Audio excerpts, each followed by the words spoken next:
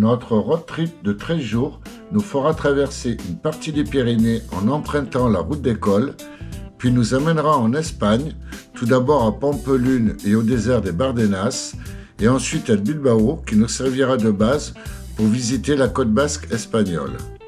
Au retour, nous referons un passage dans les Pyrénées avec une étape à Lourdes, puis nous continuerons le lendemain avec une étape à Albi.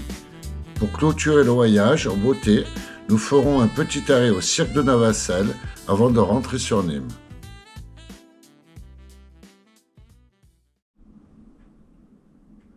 Nous partons de Nîmes en empruntant l'autoroute jusqu'au Boulou. À partir de là, nous entamons la route des cols en passant par Amélie-les-Bains-Palalda et nous ferons ensuite une pause à Saint-Marçal. Pour terminer, nous passerons par Bourg-Madame afin de rejoindre notre location pour la nuit à Font-Romeu. Prêt pour le départ.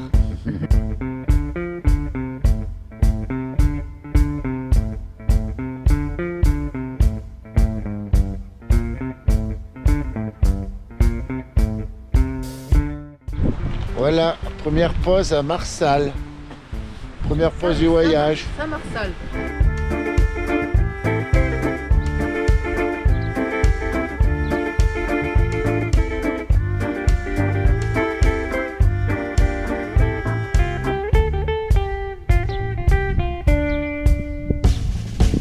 Après avoir passé les premiers cols de basse altitude, nous rejoignons la nationale 116 pour nous rendre à Bourg-Madame, puis à Font-Romeu, notre destination.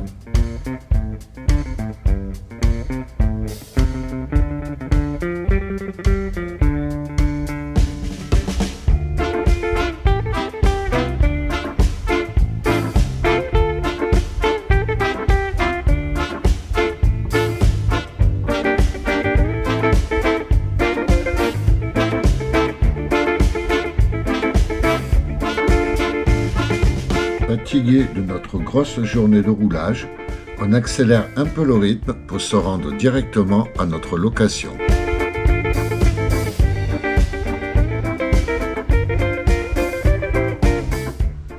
Ça y est, arrivé à Font-Romeu, on a pris possession de l'appartement.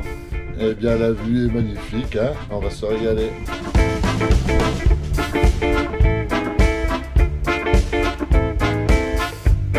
L'étape du jour qui démarre dans le froid doit nous faire passer par Ax-les-Thermes et nous amener jusqu'à Seix.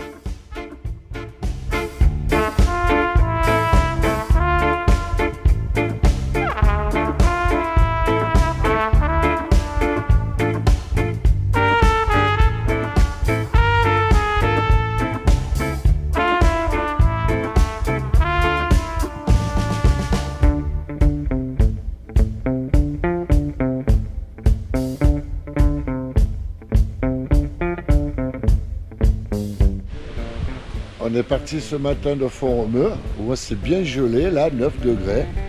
Et là, on vient d'arriver à Quillan pour faire une petite pause. Nous avons un pneu qui perd de la pression et nous ne trouvons pas de gonfleur qui fonctionne. Par chance, on tombe à Quillan sur une personne ayant un compresseur dans son camion. On peut à présent repartir sereinement se chercher un endroit pour manger. Voilà, petit arrêt gastro. Salade de pasta et Et l'autre printemps. Et rouleau de printemps. Délicieux. Près de... Entre Quillan et Vasse-les-Bains. Non, putain. Entre Quillan et Ax-les-Thermes. Bon sang. Le reste de la journée est une galère qui va nous obliger à changer notre trajet. Depuis le matin, nous avons un problème de pression de pneus qui s'avère être une crevaison. Évidemment, aucun réparateur dans le coin et on est samedi après-midi. Du coup, obligé de faire un détour parfois pour réparer, mais il y a plus de 2 heures d'attente. De là, on nous conseille de nous rendre sur Lop-Santaraï où Stand Moto va nous sauver la mise en toute fin d'après-midi. Ouf! Nous pouvons à présent nous rendre sereinement sur Seix, à l'auberge des Deux-Rivières, pour y dormir et prendre notre repas bien mérité. Aujourd'hui, nous prenons de l'altitude. Le parcours initialement prévu s'avère trop long, Donc on va momentanément quitter la route d'école pour la retrouver à Aspin-Or et terminer en beauté jusqu'à notre arrivée à Gourette, près de Aubonne.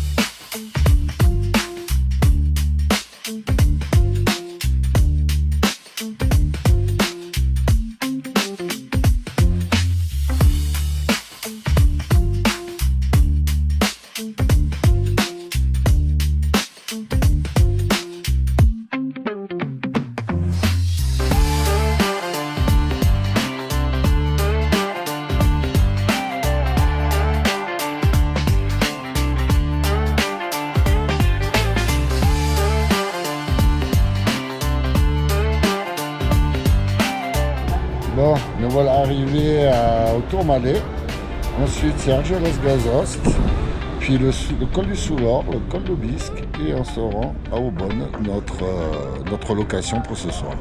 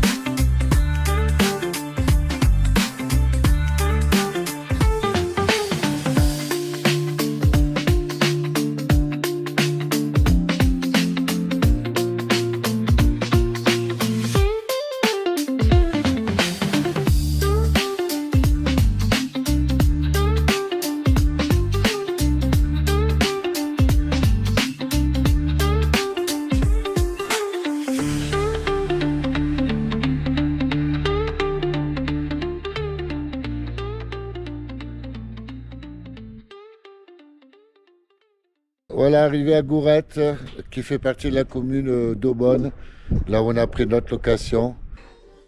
La vue est sympa. Déjà, la vue de madame est sympa. Et la vue du paysage.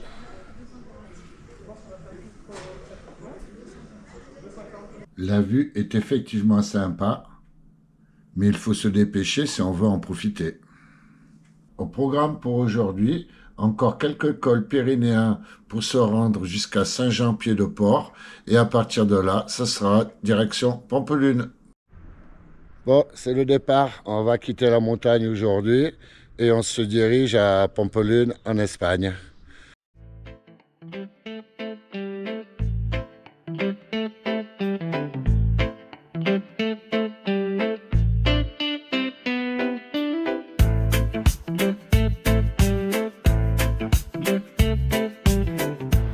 Bon ben voilà, on a fait 10 km et petite pause. On attend que le café de madame refroidisse et on va reprendre la route.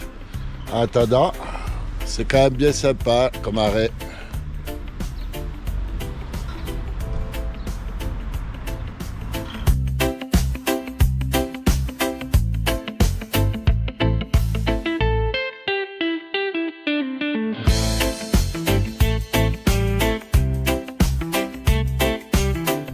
vient d'arriver au col de Marie-Planque, donc pas mal de brouillard ici, il n'y aura donc pas de drone et on continue notre route.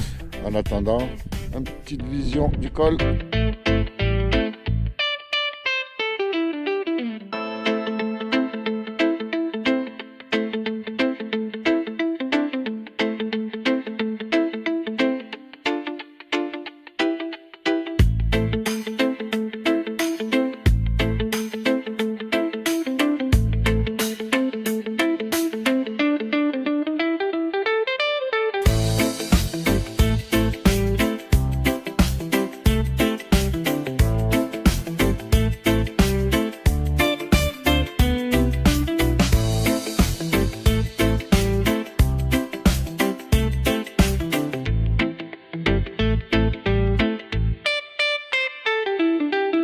Voilà, petite pause repas côté d'Irati, connu pour son fromage.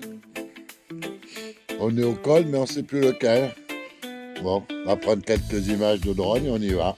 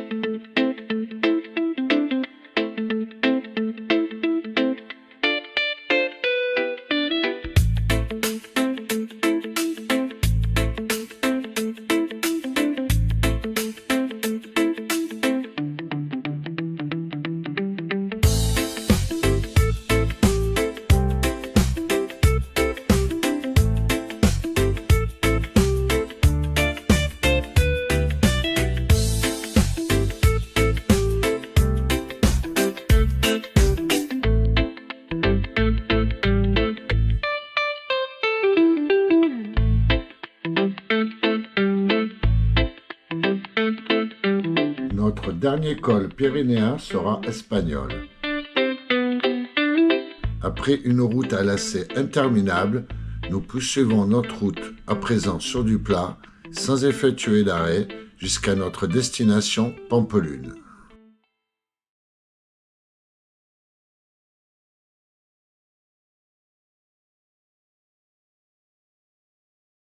Notre séjour en Espagne démarre à Pampelune avec la matinée consacrée à explorer la ville et l'après-midi, visite culturelle au château de Javier situé à une 50aine de kilomètres de Pampelune. Nous irons ensuite faire quelques prises de vue de drone au lac de Yeza avant de rentrer manger quelques tapas.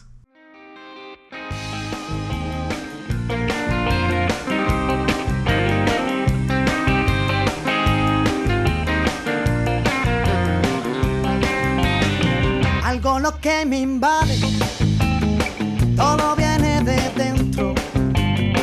Nunca lo que me sacie, siempre quiero lo hambriento. Todo me queda grande para no estar contigo.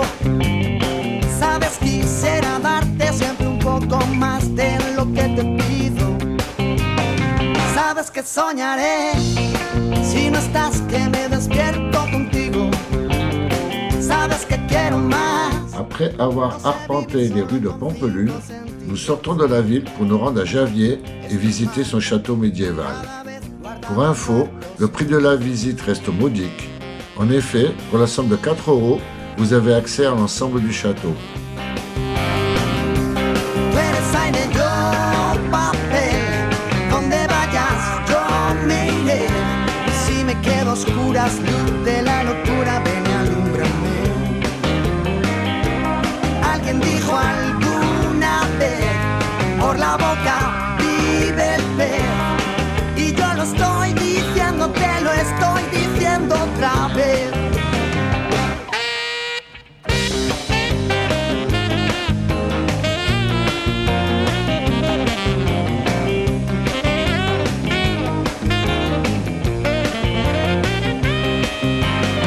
Dime por qué preguntas cuánto te he echado de menos.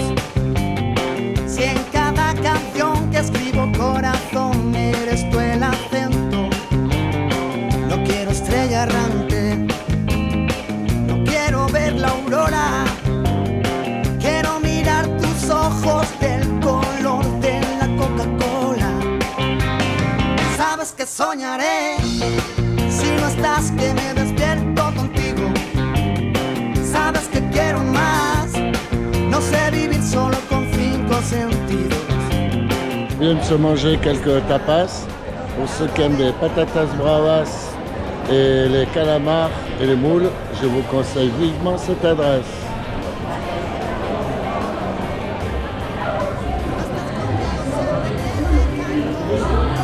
Journée qui se termine. On a fait pas mal de choses aujourd'hui, c'était bien fatigant, avec la visite de Pampelune qui est bien sympa, le château de Javier que je conseille et le lac de Yéza qui est juste à côté. Demain ça doit être pas mal aussi avec la visite du désert des Bardenas et puis on va voir les petites villes qui sont autour. Aujourd'hui nous nous rendons au très lunaire désert des Bardenas, puis nous irons à Tudela, ville au métissage de 3 cultures. Et enfin, sur le chemin du retour, nous nous arrêterons dans la ville médiévale de Aulit.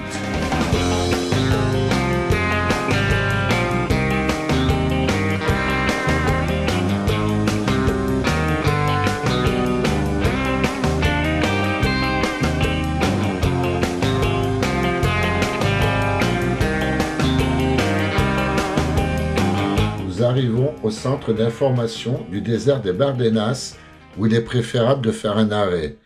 On vous y indiquera les informations pour effectuer la visite de 35 km d'une durée d'environ 2 heures.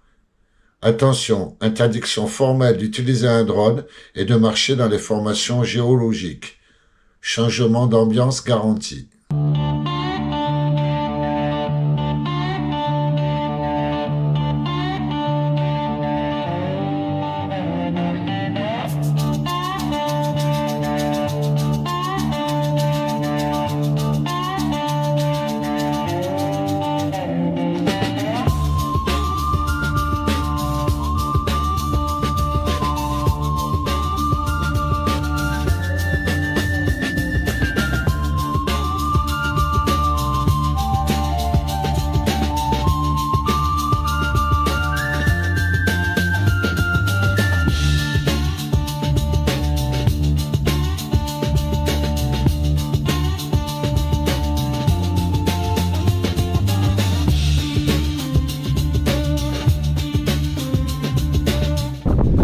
Kilomètres de Pampelune, mais à refaire, on le refait.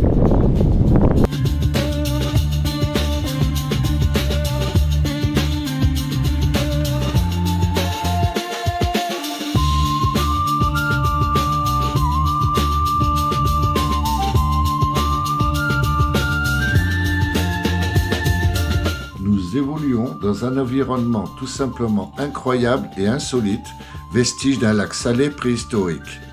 Il est difficile de réaliser que nous sommes entourés d'un désert aussi aride alors que nous nous trouvons à seulement 70 km des Pyrénées.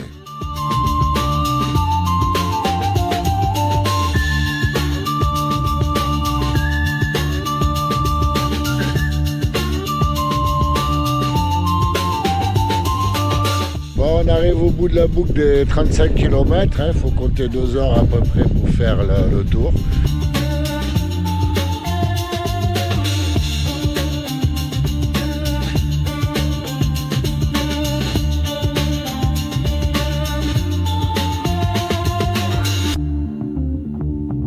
Dernier tour de roue dans les Bardenas.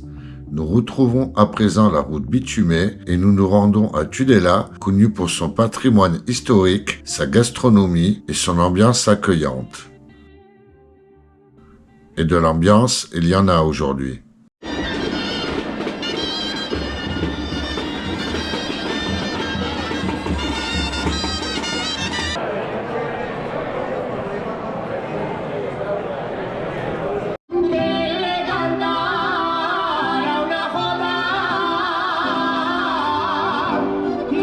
Bon, c'est pas qu'on n'apprécie pas la musique, Il nous reste de la route à faire pour entrer, avec un arrêt à Olite, ville médiévale dans laquelle on peut découvrir un des plus beaux châteaux d'Espagne, le Palacio Real.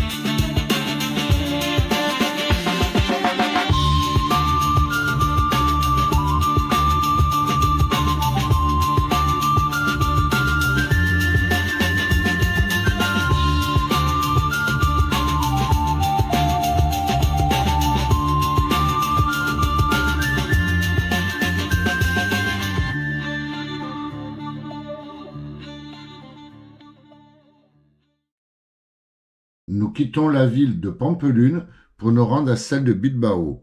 Nous passerons par le parc naturel d'Urbaza et Andia, puis le parc naturel d'Escori-Arats et le parc national Gorbea pour enfin arriver à Bilbao.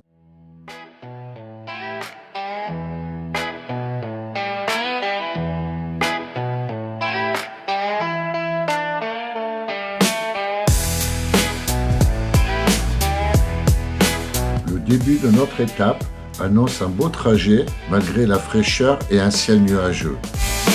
Mais du brouillard et de gros nuages menaçants font leur apparition et font craindre le pire. Nous faisons une petite pause café et photo.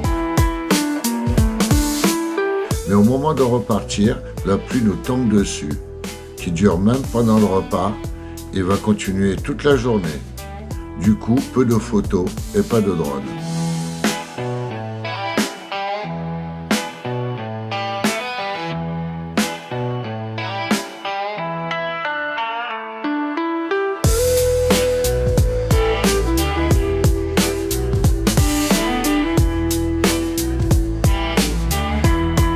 Arrivé à Bilbao, la pluie s'arrête enfin et nous allons faire une visite de la vieille ville, plus précisément dans les Siete Calles, c'est-à-dire les 7 rues qui datent du XVe siècle.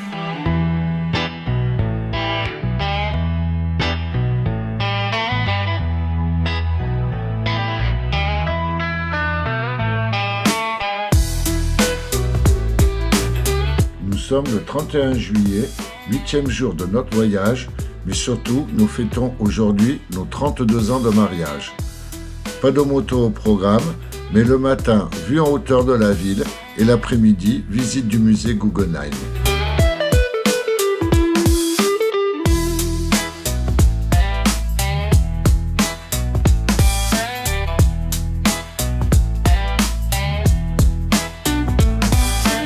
La visite du musée Guggenheim est très ludique et impressionnante, tant par son architecture que pour les œuvres exposées. Vous y trouverez de l'art abstrait, de l'art contemporain, des installations visuelles et sonores, ainsi que des expériences immersives.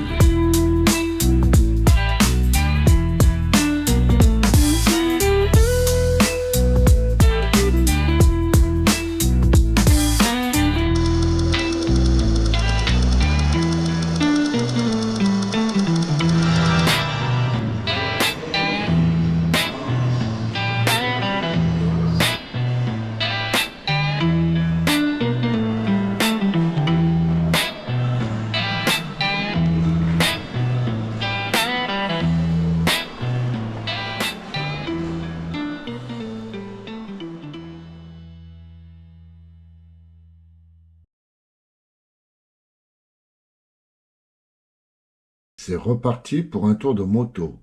Nous rejoignons la côte par la BI 633 pour un premier arrêt à Deba. Nous poursuivons jusqu'à Zumaya, ville au magnifique littoral. Et pour finir, nous irons visiter la romantique et élégante ville de San Sébastien.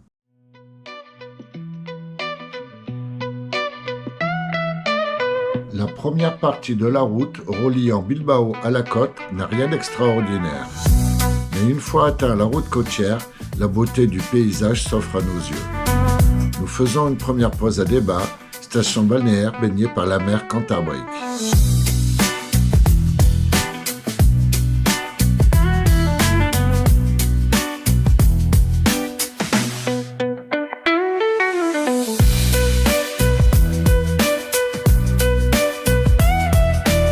Nous arrivons à Zumaya, au magnifique littoral.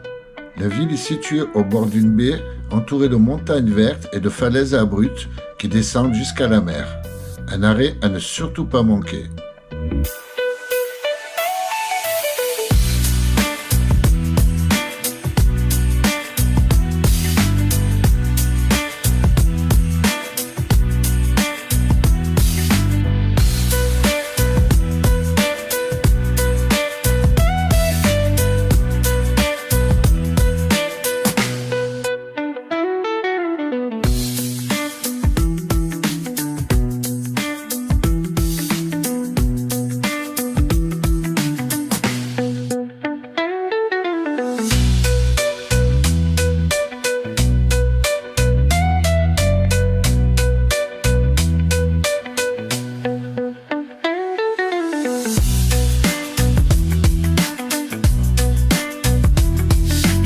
Nous arrivons à Saint-Sébastien, ville d'une très grande beauté, malheureusement victime de son succès, engendrant ainsi un tourisme excessif.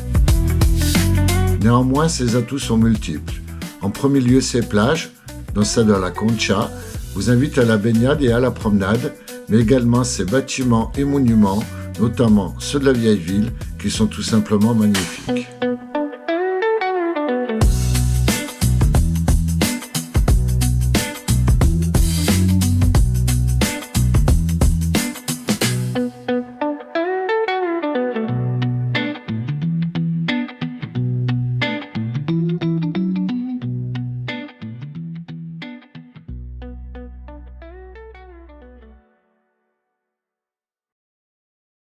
Pour notre dernier jour en Espagne, petite visite historique dans la ville de Guernica, puis on poursuit jusqu'à Bermeo pour une dégustation de poissons, et ensuite nous irons manger une petite glace à Baquio. Pour terminer la journée, retour à Bilbao pour préparer les bagages.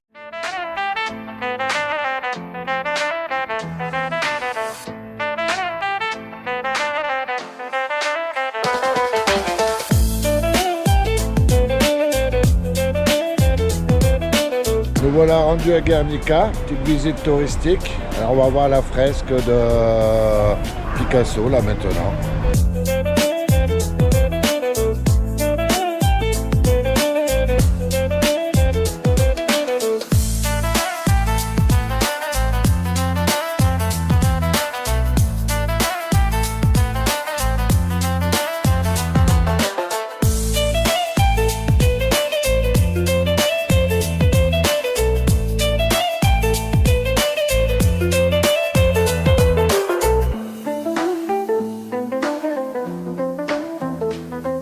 Guernica est une charmante petite ville au riche patrimoine historique qui mérite un arrêt.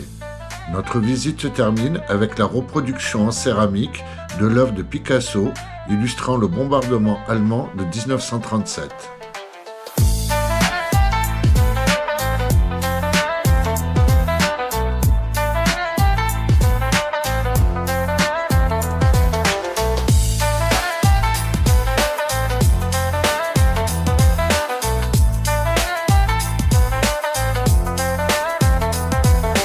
Bermeo est à la fois un port de pêche très actif et une ville touristique, sans toutefois souffrir du surtourisme. Située seulement à 40 minutes de Bilbao, elle est une destination idéale pour une balade en bord de mer et une dégustation de poissons fraîchement pêchés. On va se chercher un petit restaurant maintenant pour manger pour notre dernier jour dans le coin. Nous nous mettons à la recherche d'un bon resto et nous en profitons pour faire une petite reconnaissance de la ville. Finalement, nous revenons à notre point de départ avec au menu poisson et palourdes avant de terminer avec une balade sur la jetée.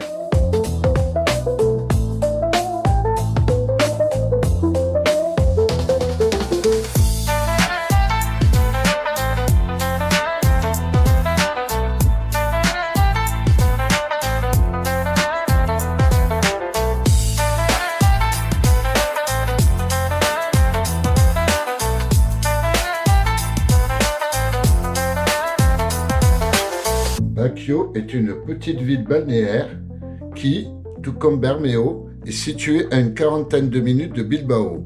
Sa côte est entourée de grandes plages, de falaises et de criques, idéal pour terminer en beauté notre séjour au Pays Basque espagnol.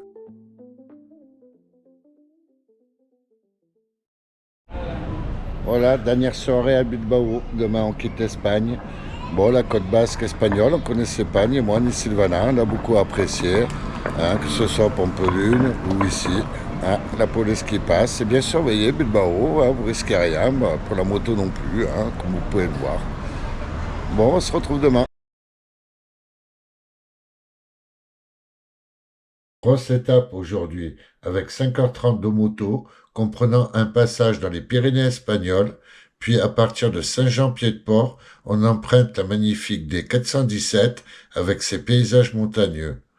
Pour finir, on poursuit sur des petites routes de campagne jusqu'à Lourdes. Ça y est, on est sur le départ, la moto est prête. Nous aussi, donc ce soir on dort à Lourdes. La matinée commence avec 1 heure d'autoroute dénuée du moindre intérêt. Nous poursuivons avec une route nationale déjà nettement plus sympa et à l'approche des montagnes, nous nous retrouvons enfin sur les petites départementales. Et là, pas de doute, la montagne est toute proche.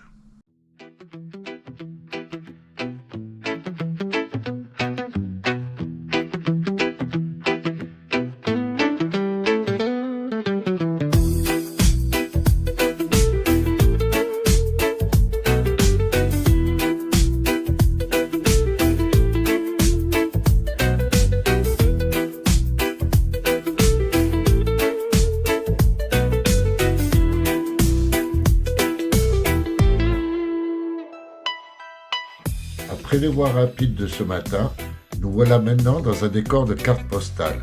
La route est belle et la couleur verte est partout présente et pour ne rien gâcher, il fait un temps magnifique. À présent, l'heure du repas approche, alors nous nous mettons en quête d'un endroit propice à un arrêt pique-nique avec un point de vue sur le paysage environnant.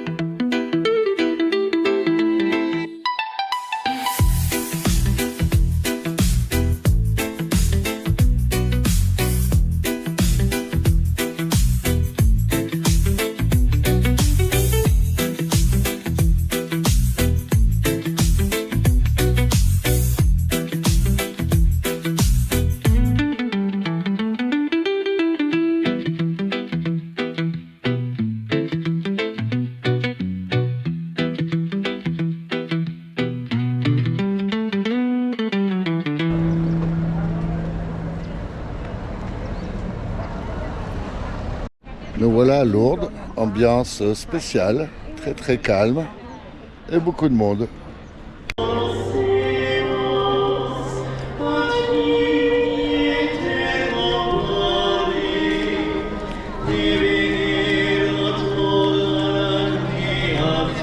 Nous nous trouvons dans le sanctuaire Notre-Dame de Lourdes qui s'étend sur une superficie de 52 hectares. L'endroit est bondé de pèlerins, de croyants et de touristes de toutes nationalités. À présent, j'attends Sylvana qui, imprégnée par son environnement, décide de brûler un cierge, puis nous nous mettons en quête d'une pizzeria avant de rejoindre notre hôtel. L'étape du jour nous fera passer par Tarbes, Toulouse, puis Albi. Cette première partie du trajet commence avec une route avec un revêtement parfait, enchaînant les portions aux courbes sinueuses avec de grandes lignes droites. Un véritable circuit qui pousse à allumer un peu. Nous arrivons maintenant au ravissant village de Castelnau-Magnoac et nous nous rendons jusqu'à son lac pour une petite pause.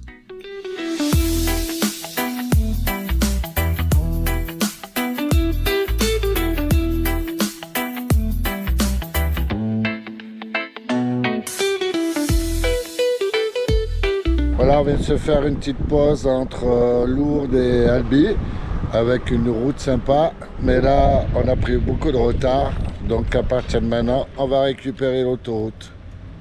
Après une fin de trajet monotone et sous la chaleur, nous voilà arrivés à Albi. Nous nous rendons à la cité épiscopale à l'ambiance si singulière, créée par l'utilisation de briques rouges en terre cuite.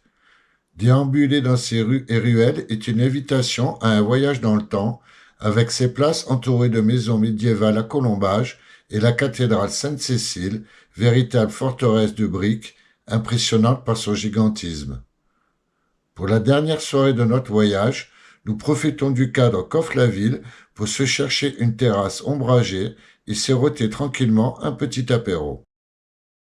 Pour le dernier jour de notre voyage, nous prévoyons de faire un arrêt au cirque de Navacelles, puis retour sur Nîmes en passant par Ganges.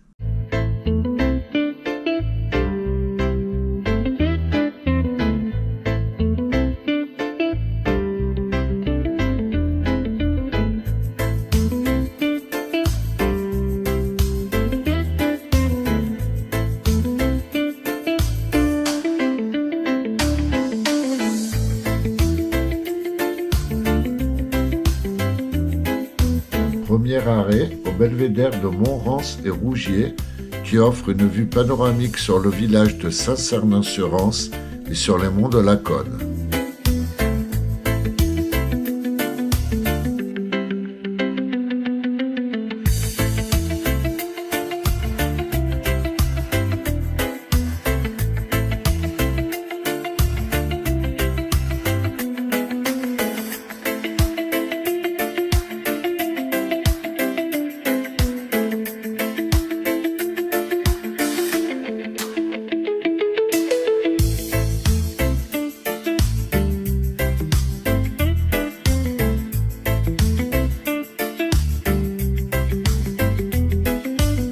Ça fait un bon petit moment qu'on roule et on aimerait bien se boire un petit café, mais les bars se font rares dans le coin. Alors, quand l'occasion se présente, on ne fait pas les difficiles et on prend ce qu'il y a.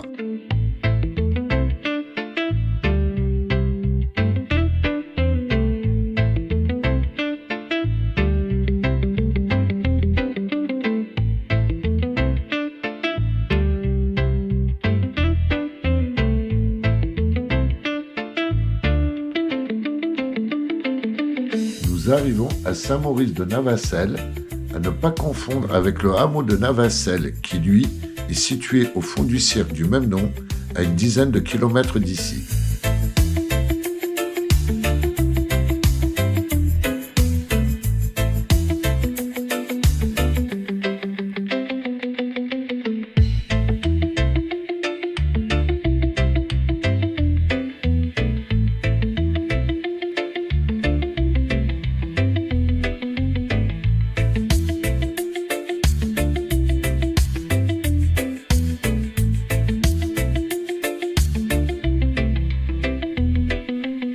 Quoi de mieux pour une pause repas qu'un arrêt au belvédère de la Baume-Auriol qui offre un panorama exceptionnel sur le cirque de Navacelles, considéré comme le plus large canyon d'Europe. Le contraste est frappant entre l'aridité du sommet et le fond verdoyant du cirque, avec sa cascade située 300 mètres en contrebas, près du hameau médiéval de Navacelles.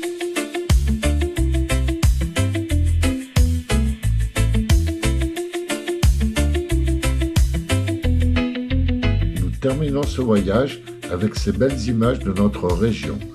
Nous nous sommes régalés durant ces 13 jours, aussi bien en parcourant les cols pyrénéens qu'en Espagne, en visitant la Navarre et le Pays basque espagnol. Bonne route à tous et à bientôt pour un nouveau road trip.